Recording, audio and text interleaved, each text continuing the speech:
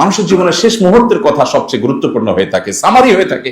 তিনি সেখানে বলেছেন, ফাস্তাউসু বিন নিসাই খায়রা, তোমরা মেয়েদের ব্যাপারে, নারীদের ব্যাপারে আমার কাছ থেকে ওসিয়ত নিয়ে রাখো, তাদের সাথে সদাচরণ করবার, তাদের অধিকারগুলোকে যথাভাবে দেওয়ার ব্যাপারে তোমরা সদাচরণ করো। নারী অধিকার নিয়ে কথা বলা এটা এখন একটা ফ্যাশনের বিষয়। যে হুজুর নারী অধিকার নিয়ে বেশি কথা বলে সে হুজুর আধুনিক হুজুর। আমার ভক্তদের মধ্যে মহিলারা ভক্ত একটু বেশি, কারণ মহিলাদের অধিকার নিয়ে আমরা একটু বেশি কথা বলি। অবশ্যই এটা ইন্টেনশনালি বলি তা না, নানা কারণে বলা হয়ে যায়। তো এই কারণে দেখা যায় যে মহিলারা তুলনামূলক ভাবে বলে না এই হুজুর ভালো।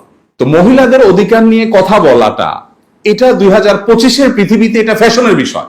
এটা যে বলে সে সেফ সাইডে থাকে, সমস্ত এমবেসি গুলো তাকে সাপোর্ট করার জন্য দাঁড়িয়ে যায়, বিদেশি সংস্থাগুলো তার জন্য ফাইল রেডি করে ফেলে তাকে সাহায্য করার জন্য, সকল এলিমেন্ট তার পক্ষে দাঁড়িয়ে যায়, কারণ সে নারী অধিকার কর্মী। মুহাম্মদ সাল্লাল্লাহু আলাইহি ওয়াসাল্লাম যখন নারী অধিকার নিয়ে কাজ করেছেন তখন নারী হিসাবে জন্মগ্রহণ করাটা পৃথিবীতে অপরাধ ছিল।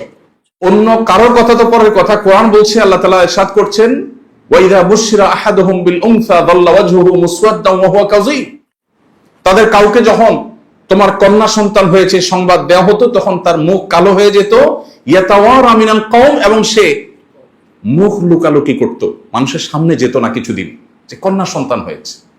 আল্লাহ তাআলা কোরআনে কারিমে বলেছেন, ওয়াইদাল মাউউদাতু সুইলাত বিআইয়ি যামবিন কুতিলাত।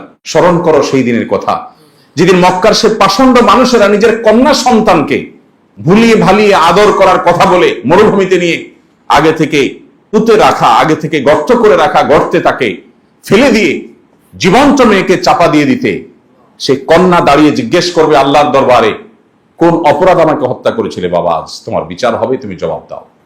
সেই সমাজের বুকের উপর দাঁড়িয়ে বুক টান টান করে মুহাম্মদ সাল্লাল্লাহু আলাইহি ওয়াসাল্লাম ঘোষণা করেছিলেন, কেউ যদি দুটি সন্তান কন্যা জন্ম দেয়, কোন মা বাবা যদি তাদের সাথে সদাচরণ করে, বৈষম্য না করে, জুলুম না করে, তাদেরকে সুদীক্ষা দেয়, তাহলে সে শুধু জান্নাতে যাবে তা নয়, মুহাম্মদ সাল্লাল্লাহু আলাইহি ওয়াসাল্লামের সাথে জান্নাতে থাকবে।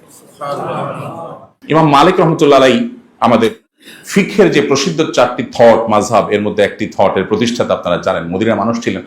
তিনি বলতেন, আল আম্বিয়া ও আবুল বানাত, যার অর্থ হলো নবীগণ কন্যাদের বাবা।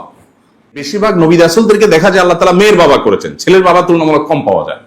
খোদ মুহাম্মদ সাল্লাল্লাহু আলাইহি ওয়াসাল্লামকে আল্লাহ তাআলা ছেলে দিয়েছেন, কিন্তু ছেলে শৈশবেই নিয়ে গেছেন। 4টি সন্তান তার বড় হয়েছে, বেড়েছে, স্বাভাবিক জীবন পেয়েছে, তাদের 4 জনই কন্যা। এটা কিন্তু সাধারণ বা কাকতালীয় কোনো বিষয় নয়। অর্থাৎ আল্লাহ তাআলা নারী অধিকার সত্যিকার অর্থে তাকে দিয়ে প্রতিষ্ঠা করবেন, নারীদেরকে বঞ্চনার হাত থেকে মুক্তির কাণ্ডারি বানাবেন, সেজন্য তার ঘরে 4টি কন্যা সন্তান দিয়েছেন আল্লাহ। ছেলে সন্তান দিয়েছেন যেগুলো সবগুলো নিয়ে গেছেন, একটাকেও রাখেন। মানে তিনি নিজের কন্যার বাবা হিসাবে গর্বিত মানুষ হয়ে মক্কা এবং মদিনা সহ তখনকার পৃথিবীর মানুষকে সভ্যতা শিখাবেন, কিভাবে মেয়েদেরকে মমতা দিয়ে বড় করতে হয়।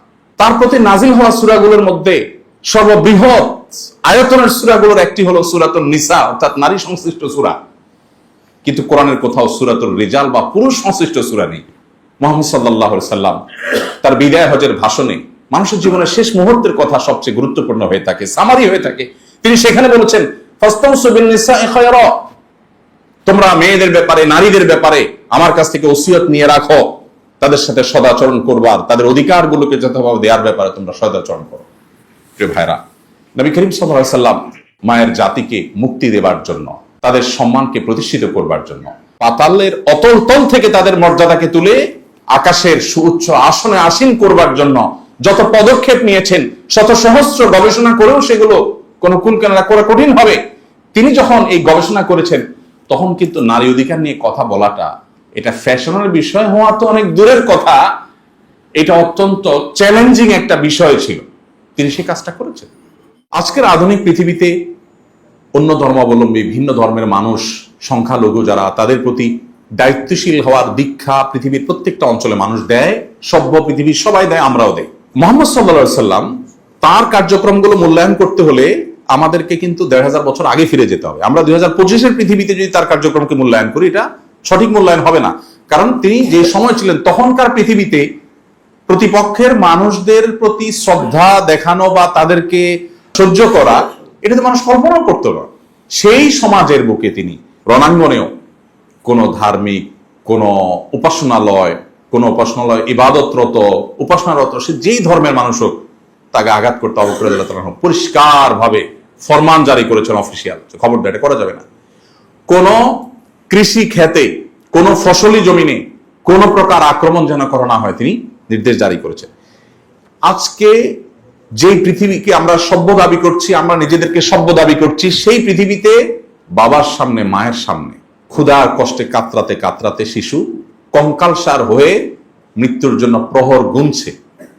কলোসিয়ামের গ্যালারির মতো গোটা পৃথিবী থেকে আমরা চেয়ে চেয়ে দেখছি, এরপর আমরা নিজেদেরকে সভ্য দাবি করছি। মুহাম্মদ সাল্লাল্লাহু আলাইহি সাল্লামের জীবনে এতগুলো যুদ্ধে অংশগ্রহণ করা, এতগুলো যুদ্ধের নেতৃত্ব, এতগুলো অভিযান নেতৃত্ব দেওয়ার ইতিহাসে কোন একটা শিশুর গায়ে একটি ফুলের টোকা লেগেছে এটা তার কোনো শত্রুও দাবি করার সুযোগ পায়নি।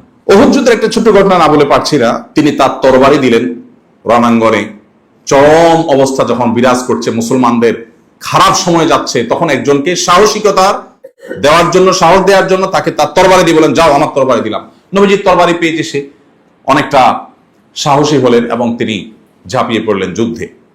হঠাৎ করে তার চোখে পড়লো দূরে কোথাও কেউ একজন কাউকে ধরাশয়ী করে ফেলেছে। তিনি দৌড়ে সেখানে গেলেন, যে দেখতে পেলেন যাকে ধরাশয়ী করা হয়েছে তিনি তারই দলের সৈনিক, তারই সহযোদ্ধা, আর ধরাশয়ী যিনি করছেন তিনি লাশের সাথে কোন একটা নির্মমতা করছেন, বিকৃতি করছেন।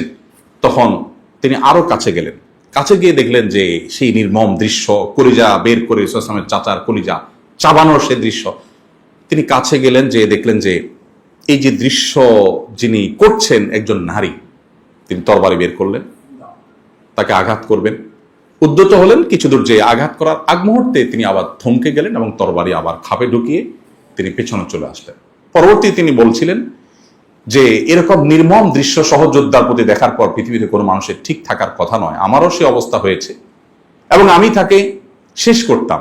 যখনই আমার মনে হলো আমার হাতে যে তরবারি এটা যার, তিনি কোনোদিন কোনো নারীর গায়ে টোকা দেননি। এই নারী যত মন্দ কাজ করুক, অন্য কেউ তাকে শাস্তি দেখ, বাট তার তরবারি দিয়ে আমি তাকে আঘাত করতে পারি না। আজকে আমরা নারী অধিকারের কথা বলি। ১৫০০ বছর আগের পৃথিবীতে নারী হিসেবে জন্ম নেওয়াটা যখন অপরাধ ছিল, তখন নারীকে মুক্তি দিয়ে কোথায় নিয়ে গেছেন, কোথা থেকে মুহাম্মদ সাল্লাল্লাহু আলাইহি ওয়াসাল্লাম, সেটি আমরা বেশিরভাগ মানুষই কিন্তু ইগনোর করি বা আমাদের আলোচনা সেটা উঠে আসে না।